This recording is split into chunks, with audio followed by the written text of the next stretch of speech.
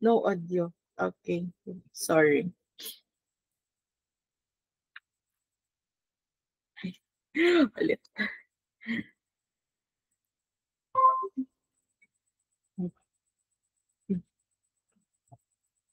Okay, anyway, sige, let us start again with the introduction to pharmacokinetics. Our main topics talaga, we will really dwell on the pharmacokinetics, but we will also discuss some concepts doon sa pharmacodynamics. Okay? So, um, again, this is just a review. I believe we are all knowledgeable about this one. Yung role natin as a pharmacist. So, syempre, number one talaga is to ensure that we give the correct treatment to our patients. And when we say correct treatment, we have to ensure na right yung ating drug na ibibigay, and then yung ano din, yung amount, yung dose, yung dosage interval, yung dosage regimen, kasali na doon. Okay? However, aside from that, hindi lang hanggang during the dispensing and the decision making, before that pa, malaki na ang role ng pharmacist. So we have to know the principles of the drug action. So we learned pharmacology, and then we also give importance and consideration to the concentration effect of the drugs that we give to our patients. And kasali na doon yung ating pharmacokinetics. So, kasali na yung study natin about dose and concentration to make sure na we will get the optimum na pharmacokinetic na profile ng ating drugs na binibigay. Okay? And then, we take into consideration the physiology or the disease state of our patients, including the factors that will affect these decisions na ginagawa natin. Okay? So like patient variability, yung toxicity, and other clinical factors. So again, we study pharmacokinetics so that we can answer these questions. Itong questions natin about the dosage regimen, and at the same time, we have to ensure na the drug is safe also. So we study also the therapeutic index of our drug. So you are already in your second year, you are almost done, you will be having your thesis writing after. Now, I don't know if you would like to do this, but you may do pharmacokinetic studies sa inyong thesis. So, it's up to you. But pwede din naman, ano lang siya, we really have to give time to it, and at the same time, medyo, since this will be an experimental study, so it's fulfilling, but we really have to shell out money for this, no? So in performing a pharmacokinetic study, syempre, we determine the dose or the concentration of that certain agent or drug. Okay, so we do preclinical testings using our animals before we move on to our clinical trials. Okay, and then we check the concentration of the drug inside the body. So thus we collect samples. So at various time points, example, we collect blood, and then we check how much drug is already absorbed in the blood and then being distributed all over the body. So i-analyze natin yan siya. We check for the drug itself or even the metabolites. So after the metabolism. Okay, and then we do analysis of the pharmacokinetic data, okay, obtained from those samples. And then we can have the profile of the drug, the pharmacokinetic profile of the drug.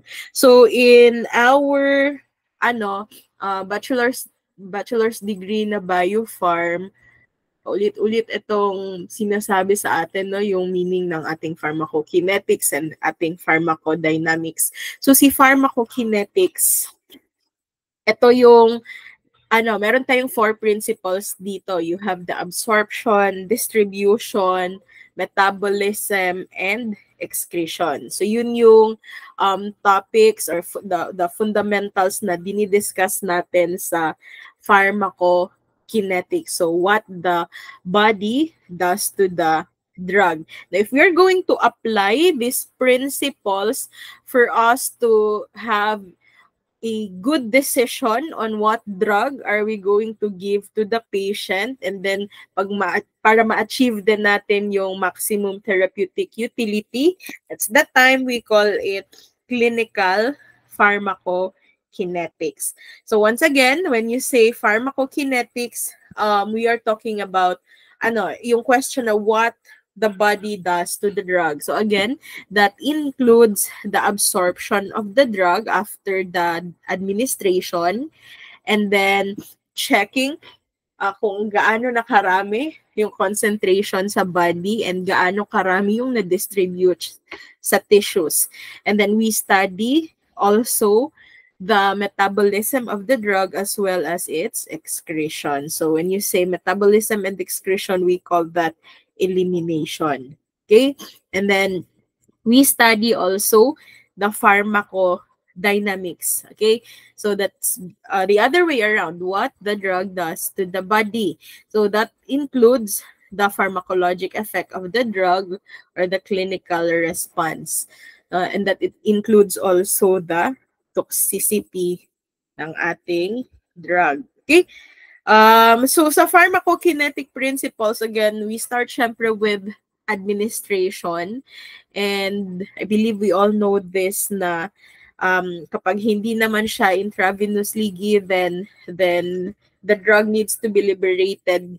The active ingredient needs to be liberated before absorption. So pag absorption, syempre that's the transfer of the drug from the site of administration to our bloodstream. And in absorption, we follow or we check on what mechanism of transport, yung pathway ng drug para ma-absorb siya. So when I say mechanism of transport, I'm talking about passive diffusion, which is governed by the Fick's law of diffusion. Okay? So again, just a review, pag sinabing passive diffusion, it's a long concentration gradient. Okay? So there is no energy na ginagamit here. And it will just the drug will just move from a region of higher concentration to a region of lower concentration. Okay, so again, it is governed by the Fick's law of diffusion.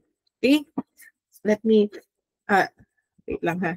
Check lang ako kasi di ba pag sa Google Meet you cannot really see kung ano na yung nasa screen ninyo, nagmo-move pa ba siya, though that is the last slide, or baka meron kayong gusto itanong. You can you can just raise your hand and then unmute na lang kayo, or if ever may problem tayo sa audio, you can send your questions sa chat box. Okay? So again, that's passive diffusion and then we also have facilitated diffusion, though it's also a long concentration gradient. But this time, from the word itself, facilitated, we have the so-called like carrier proteins that will help the drug enter the cell, okay, for it to be absorbed. So since it's still passive diffusion, it does not still require energy. However, this one is saturable because again, we only have limited carrier proteins, okay, in the body. We also have active transport. It's the other way around, no, it's against the concentration gradient. So the movement of the drug is most likely from a region of lower concentration ng drug to a higher region, okay, higher concentration na region. Okay, and thus this requires energy also, and saturable din siya yung ating active transport. Kasi it may also involve specific proteins that will help the drug also enter the cells or the membrane. And then we have other transport mechanisms like our endocytosis and the exocytosis. So, like sa exocytosis, syempre, it's the reverse of the endocytosis. Si endocytosis kasi, ito yung ating phagocytosis and pinocytosis, the engulfment of the drug by the cell membrane. Kung papalabas, that's exocytosis. So that's one thing that we need to check sa absorption na part, okay? Sa pharmacokinetic profile of our drug. Other than that, we will also dig deeper into the factors influencing the absorption of the drug, factors like the pH on drug absorption. So just like aspirin, say, aspirin, since it is most likely an acidic drug, we will have to check anong part of the gastrointestinal tract will it be absorbed. So it is most likely optimized yung ating absorption on the acidic portion also of the gastrointestinal tract. We will be also talking about other factors like the blood flow on the absorption site, yung total, yung surface area available for absorption, yung contact time, and meron din tayong yung mga P glycoproteins or that's the P glycoprotein na medyo kontrabida when it comes to absorption since they can pump out the drug. Okay? So nakapasok na yung ating drug sa cell, pwede nitong i-pump out. And because of that, that has become a reason of some multi-drug resistance na nangyayari. Okay? What else do we need to discuss? We will be also talking about bioavailability. Syempre, kasi 'di ba when you say bioavailability, we are talking about the amount of the drug that reaches the systemic circulation. So kasali na doon, kasali siya sa absorption. Chine-check din natin 'yan. Okay? And then there are also factors that will affect the bioavailability of our drug. For example, yung first pass effect. Meron tayong mga drugs na grabe, extensive yung first pass effect nila like ating nitroglycerin. So, kaya hindi natin sila most likely administer orally. Okay, yung other factors like mga chemical properties of the drug, isama din natin siya sa ating discussion for the whole semester. Okay, any question?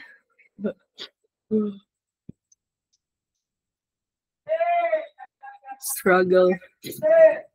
Wala. Okay, so absorption yun, no? We will be talking syempre also about distribution. So, if the drug leaves the systemic circulation, it will be distributed to the tissues, and that's the time it will reach the target site. Okay?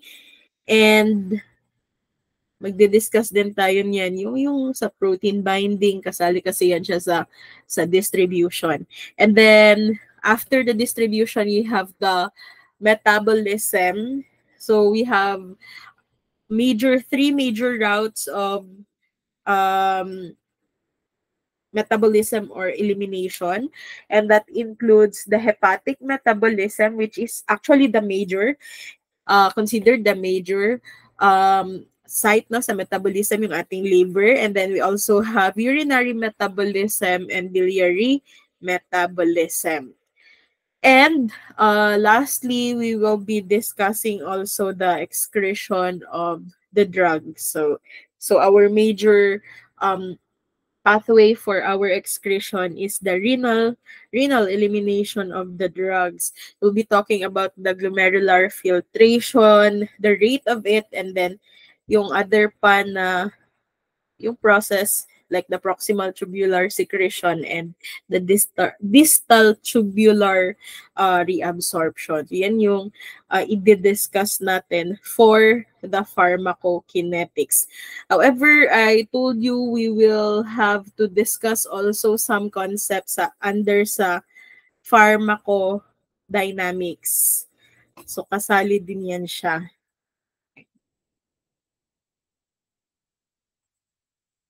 Excuse me lang, sandali ha.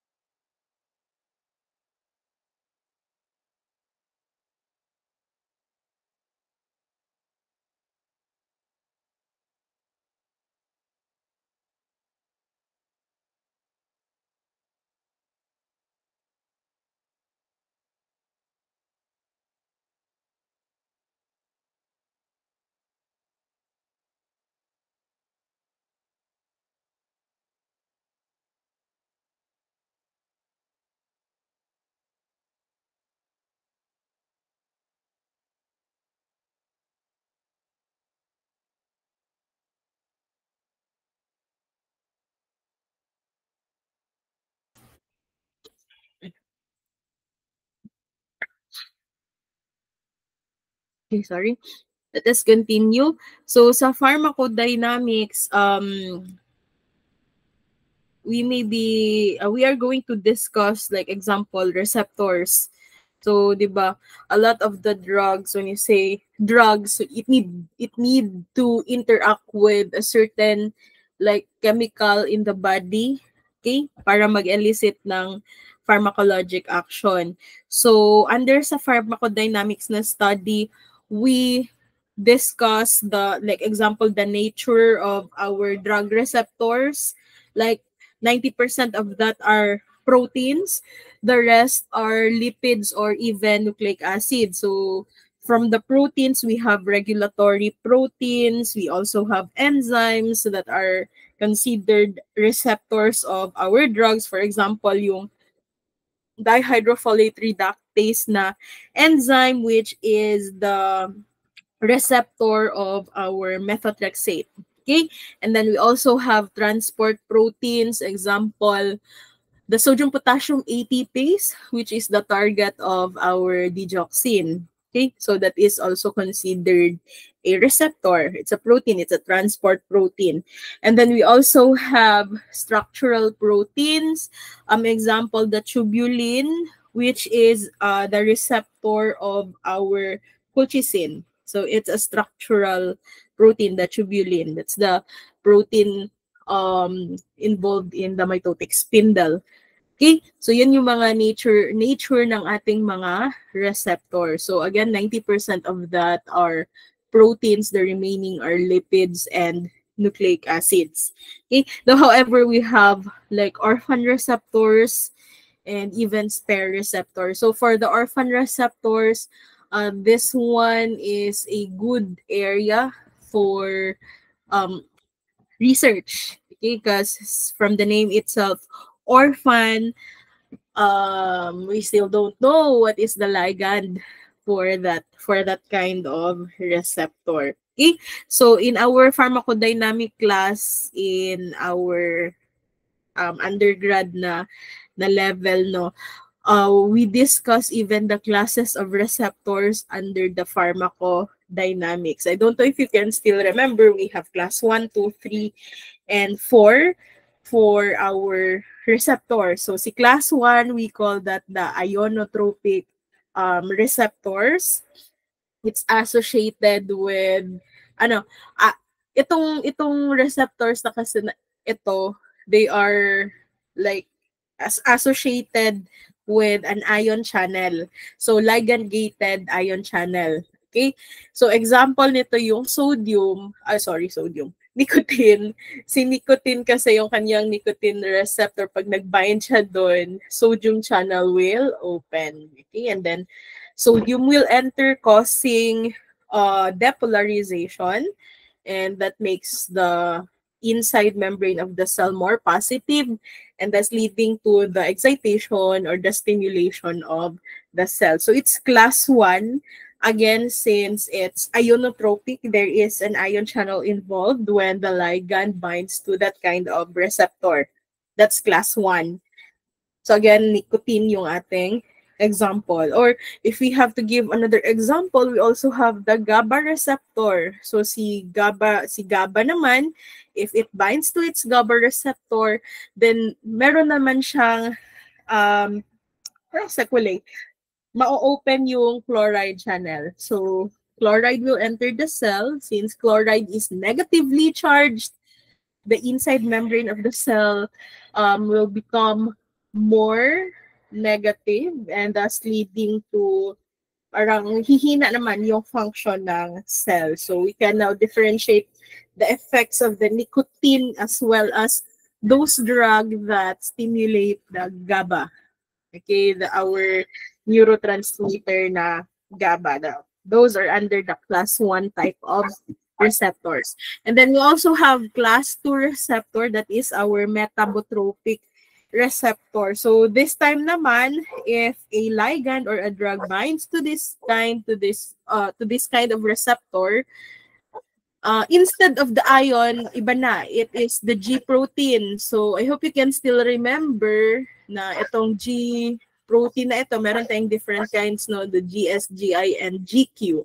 So depending kung anong G protein yung ma-activate, mayroon din itong like sequelae na pag na-activate itong G protein na ito, there will be another enzyme na ma-activate, leading to the production of secondary messenger. So for example, ang ating GS, meaning it can stimulate an enzyme called adenylyl cyclase, and then once that enzyme is activated, it will lead to the production of our secondary messenger, which is the CAMP, the cyclic adenosine monophosphate.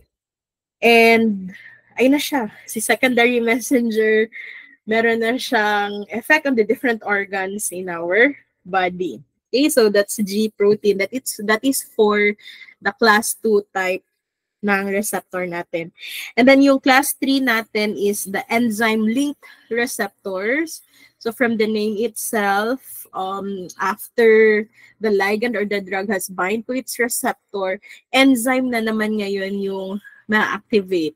So diretso siya sa enzyme ha, kasi kanina sa class 2, G protein muna before yung specific enzyme. So most of the time, for the class 3 receptor, it's the tyrosine kinase. Okay?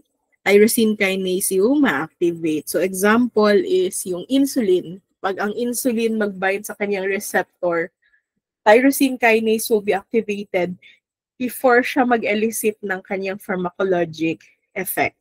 Okay, that's class 3. And then, the last one is the class 4. So, si class 4 is our intracellular receptor.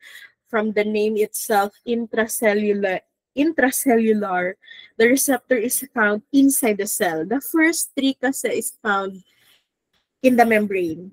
Okay?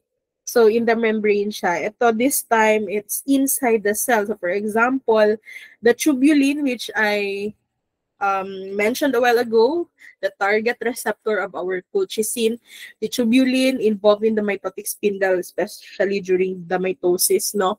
That can also be a target of the drug aside from methotrexate. That can also be a target of the paclitaxel, our another anti-cancer drug, paclitaxel. So their receptor is inside the cell, that's intracellular, and it's called class 4 receptors. Okay, so that's just an introduction As we move on with our topics, magde-discuss tayo nung mga relationship between dose and clinical response. Um, dapat meron tayong mga graph, simple graph lang, and mag-compute lang tayo. Balikan lang natin yung first order, zero order. We will also discuss the different compartment models that we have sa pharmacokinetics. And then usually, our computation will revolve around the intravenous na administration, like computing the elimination rate constant, the clearance of the drug, and the volume of distribution. We call that pharmacokinetic parameters. Okay? But sa sunod na yon, as I said a while ago, I will just give an introduction. Yun lang yung introduction natin. And then just wait for my posting about the topics that you need to discuss in class sa reporting. Kasi I'm waiting for the finalized na class list for every section. So baka kasi magbigay ako and then matatransfer pala kayo sa kabilang section. Okay? Para daw pantay ang number of students. So any question or clarification? Wala? Okay pa ta. Let me, wait lang, stop the recording first.